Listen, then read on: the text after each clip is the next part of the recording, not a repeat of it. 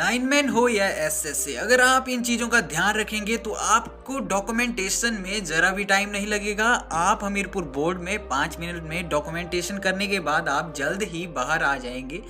तो ये वीडियो आपके लिए स्पेशल है, लाइनमैन के लिए जिनका एसएसए में नहीं हुआ है, जिनका लाइनमैन के लिए यह बहुत ही हेल्पफुल वीडियो है। आपको क्या क्या करना होगा, कैसा फॉर्म भरना होगा, हम पूरी बात करेंगे। कौन कौन से फॉर्म मिल रहे हैं उसकी बात करेंगे।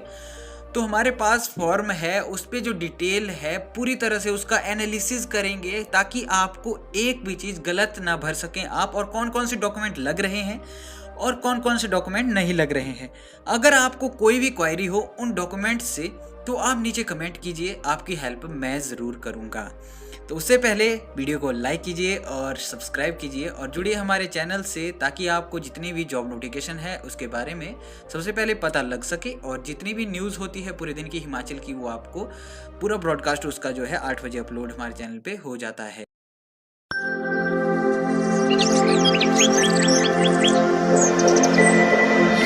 तो आपको स्क्रीन पे नज़र आ रहा होगा, हमें जो है 3 फॉर्म दिए जा रहे हैं। यानी मेरी भी जो डॉक्यूमेंटेशन थी वो उसके लिए मैं गया था।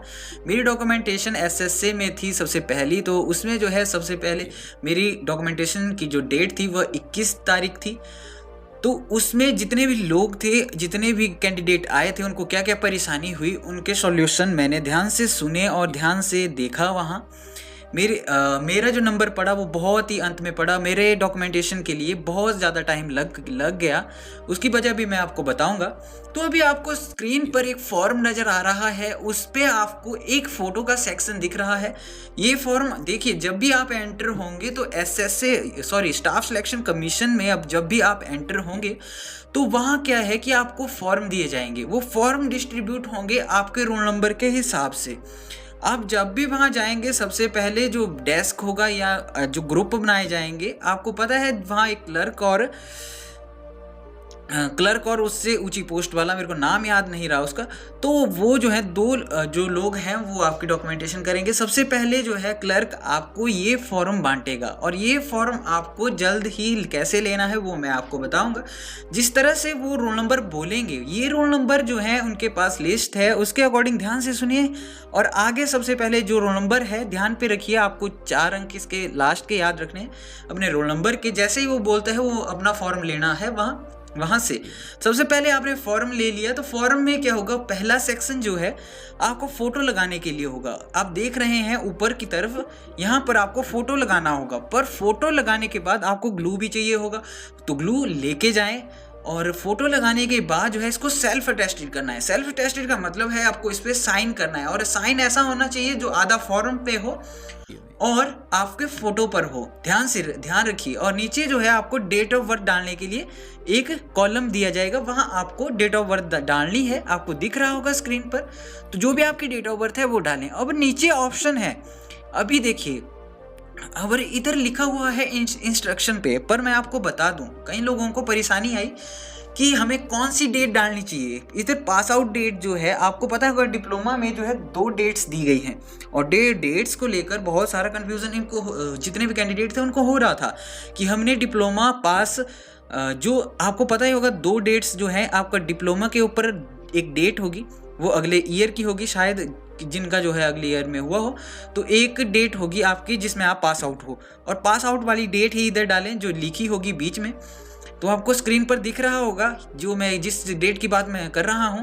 तो सबसे पहले आप बात करें इन कॉलम में, अगर पास मैट्रिकुलेशन लिखा हुआ है तो मैट्रिकुलेशन का आपको क्या भरना है, आपको HP हिमाचल प्रदेश बोर्ड, यानी जो भी बोर्ड है, इंस्टीट्यूट है, वो आपको भरना है।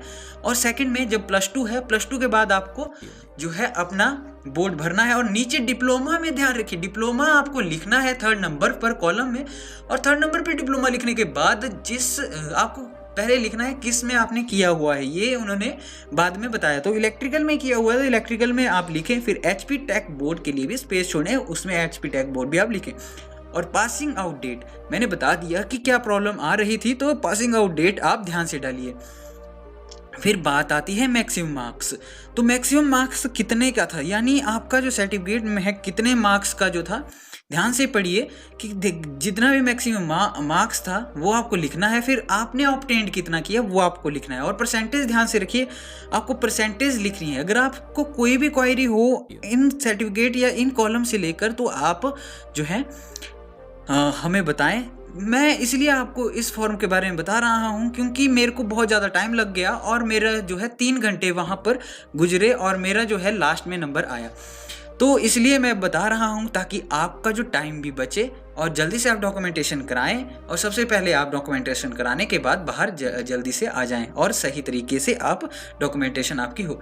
और नीचे देखिए जितने भी कॉलम है आपको किस तरह से भरना है। अगर आपके पास कैटेगरी है तभी आपके लिए कॉलम जो है बेनिफिशियर है, अदरवाइज नीचे आप देख सकते हैं ये जो फॉर्म है ये EWS का था, तो आपको EWS में सीरियल नंबर आप देख सकते हैं वो डालना है।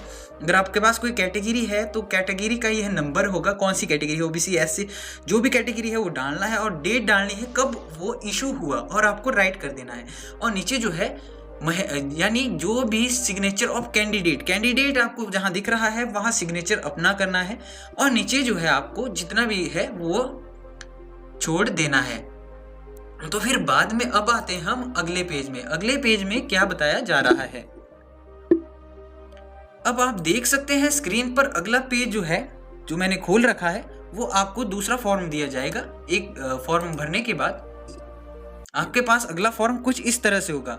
ऊपर आपको पोस्टें दिख रही होंगी, यानी सर्कल दिख रहा होगा कि आपको कौन से सर्कल में जो जिसके ज़्यादा नंबर होते हैं उसके लिए बेनिफिशरी रहता है, क्योंकि जिसके ज़्यादा नंबर होते हैं वो जो भी सर्कल ढूंढना चाहे, जहाँ जॉब करना चाहे उसके लिए यह प्रेफरेंस होती है अगर आप वो सिलेक्ट होता है।